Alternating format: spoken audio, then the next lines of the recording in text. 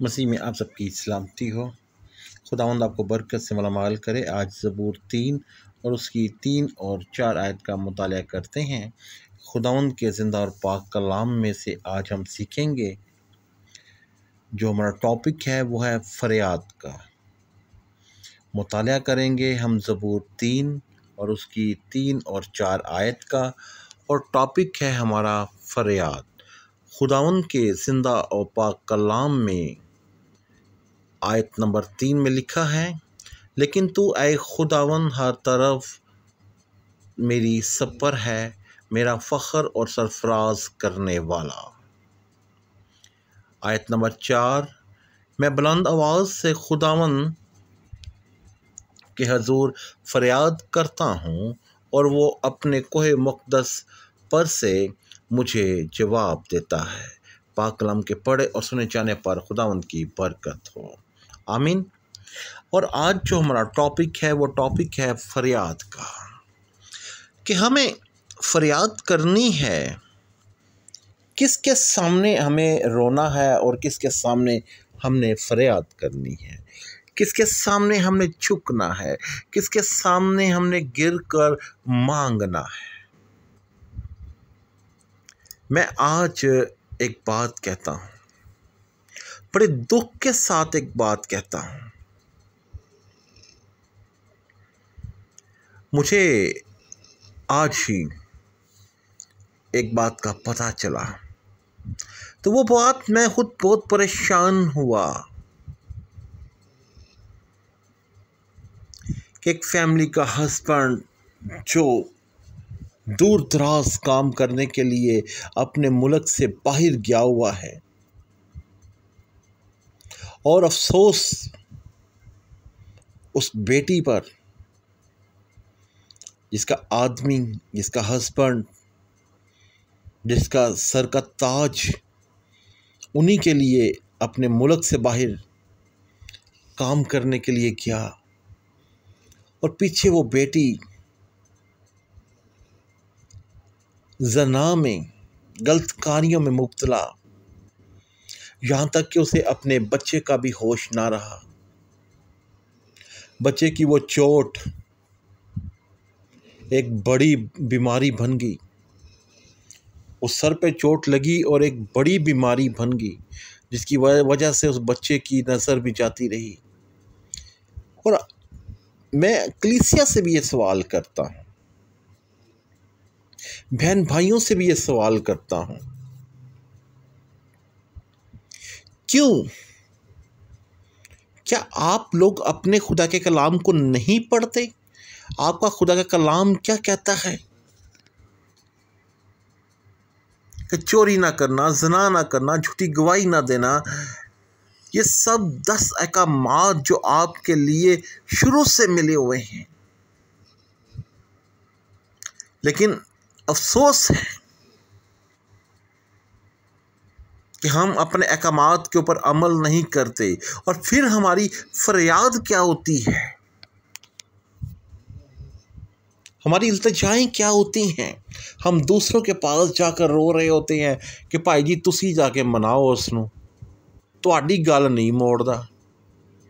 जब उसकी इज़्ज़त की धज्जियाँ उड़ा देना, जब आपने उसकी इज़्ज़त को ललाम दिया, जब आपने उसकी इज़्ज़त को बिल्कुल सरेआम नंगा कर दिया, तो फिर कौन सी फरियाद रहेगी किसी और के सामने। खुदा का कलाम भी ये कहता है कि मर्द का सर खुदा है, औरत का सर क्या है? मर्द। और मर्द का सर कौन है? खुदा। औरत ने इज़्ज़त रखनी किसकी है? अपने आदमी की। और आदमी ने इज़्ज़त रखनी किसकी है? अपने खुदा की। और मुझे बड़ा दुख होता है, और दुख के साथ मैं ये बात कहता हूँ कि बेटियाँ,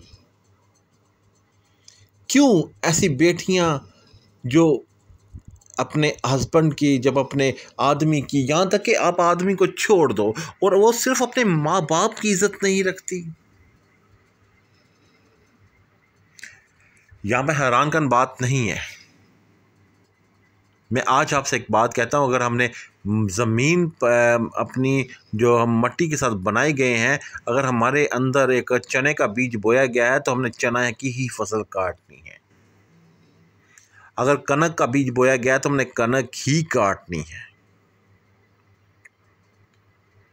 बड़े बुजुर्ग एक बात कहते हैं कि जब आप रिश्ता करते हो ना, बड़े अच्छे तरीके के साथ उस ख़ानदान को जांच पड़ताल करो, उसकी नस्ल को देखो, उसके बारे में जानो पहचानो और उसके बाद रिश्ता करो। जब आप उसके बाद रिश्ता करोगे तो आप ज़रूर बाइसे बरकत होगे। अगर आप कोई जानवर भी लेने जाते हैं ना, ये तो रिश्ते की बात है, मैं आज आपके से बात कहता हूँ कि हम कोई जानवर भी लेने जाते हैं तो हम उसकी भी नस्ल की पहचान करते हैं कि इसकी नस्ल कैसी है, ताकि हमें ऐसा ना हो कि हम इसके ऊपर इतना पैसा लगा दें, इसके साथ ऐसा हो जाए तो फिर हम इसे ले जाएं और जाके ये दूसरी नस्ल को भी ना ख़राब कर दें। क्योंकि इसने जाकर उसी वाड़े में रहना है, इसने जाकर उन्हीं के साथ रहना है, ये उनको भी ख़राब ना कर दे। आज खुदावन आपको बरकत दे। और मेरा आज का टॉपिक है वो भी फरियाद का है। आप फरियाद करें किससे? खुदा से। ये वक्त, ये टाइम जो है ना,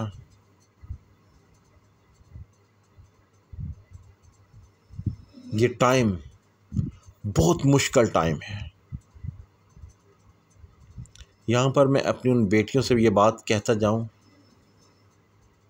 अब कि हमारे हस्बैंड डरते हैं, लेकिन मैं आपसे एक बात कहता हूँ, डरते नहीं हैं। वो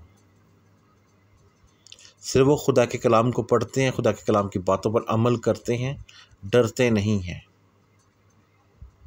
उनको अपनी औलाद नज़र आती है, अपनी औलादें नज़र आती हैं।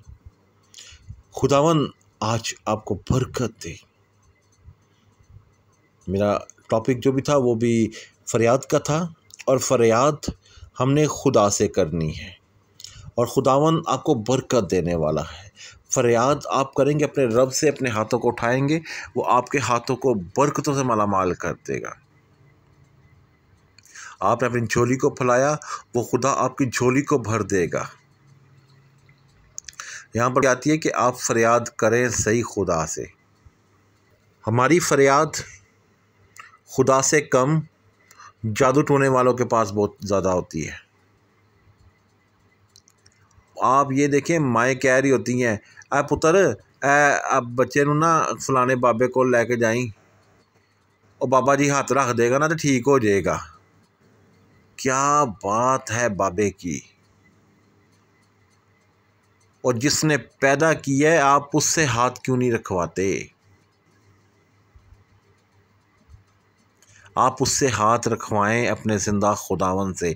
वो खुदा आपको बरकतों से मालामाल करने वाला। आप फरियाद करके देखें, आप झुकें उसके सामने, घुटने टेक दें, अपने आप को सरेंडर कर दें, दुआ करें अपने खुदावन के सामने।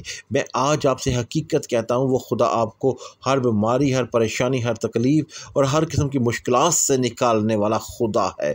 मेरे साथ खुद आजमाई हुई बात है। बहुत से लोग मेरे लिए बुरा सोचते थे, लेकिन मेरी फरियाद आज भी, पहले भी, कल भी, गुज़रे वक्त में भी खुदावन के सामने थी, और मेरा खुदा मेरी फरियाद को सुनता है। मेरा खुदा मेरी फरियाद मैं करता हूँ और मुझे जवाब देता है। खुदा कलाम में लिखा है, मांग मेरे बेटे मेरी बेटी, मैं तुझे दूंगा। और आज के इस लम्हात में, आज के टाइम में आप दुआ करें अपने मुल्क पाकिस्तान के लिए, और आपकी फरियाद खुदावन से हो क्या खुदावन मेरे मुल्क को छूना और बरकत से मालामाल करना, मेरे मुल्क को टच करना, मेरे मुल्क को ब्लेस करना, मेरे मुल्क के ऊपर खुदावन आपका बरकत वाला हाथ हो, मेरे मुल्क के ऊपर आपका जलाल वाला हाथ हो। अपने खुदावन से दुआ करते जाएं और ज़िंदा खुदा आप